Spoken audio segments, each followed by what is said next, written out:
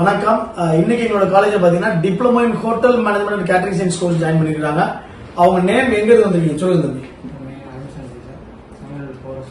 அருண் சஞ்சய் சமையல் வந்திருக்கீங்க. ஓகே, என்ன நீங்க குவாலிஃபிகேஷன் எதுக்காக இந்த கோர்ஸ் சூஸ் பண்ணிருக்கீங்க?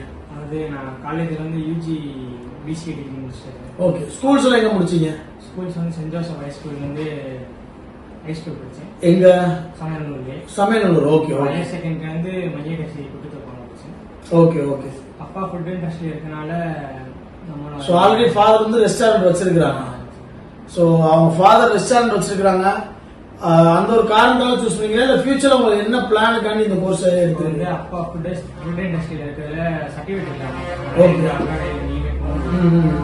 நம்ம ப்ராப்பரா படிச்சு சர்டிஃபிகேட் வாங்கி போனா நம்ம எங்கனாலும் வேலைக்கு போகலாம். உங்க ரெஸ்டாரண்ட்ல என்னென்ன மெனுலாம் நீங்க சேல்ஸ் பண்றீங்க? Biryani, okay, dosa, parotta, rice noodles. இதுல ஆல்ரெடி உங்களுக்கு என்னென்ன தெரியும், செய்ய தெரியும்? ரைஸ் நூடுல்ஸ் கொஞ்சம் பழகிட்டு இருக்கீங்க. பரோட்டா வந்து பழகிட்டேன். பரோட்டா வீச தெரியாது. கல்லில இருந்து எடுத்தது. ஓ, கல்லில இருந்து எடுத்துருவாங்க. பிரியாணி வந்து அப்பா இப்பதான் ட்ரெயின் பண்ணிட்டு இருக்காங்க. தோசை அதெல்லாம் ஓகே. ஒரு ஸ்டூடெண்ட் அவங்க ஃபாதர் ரெஸ்டாரண்ட் வச்சிருக்காங்க.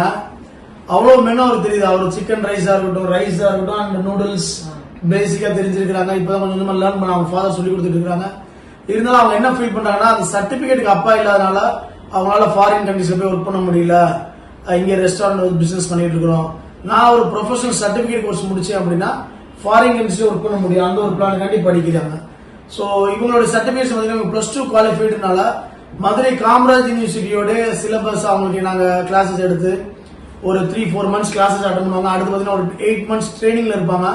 அந்த 8 மந்த்ஸ்மே வித் ஸ்டைஃபண்ட் இருப்பாங்க. நிறைய ப்ரொடக்ஷன்ஸ்ல கிச்சன்ல அவங்க நிறைய ஸ்டார் ஹோட்டல்ஸ் மெனுலாம் நீங்க லேர்ன் பண்ண முடியும்.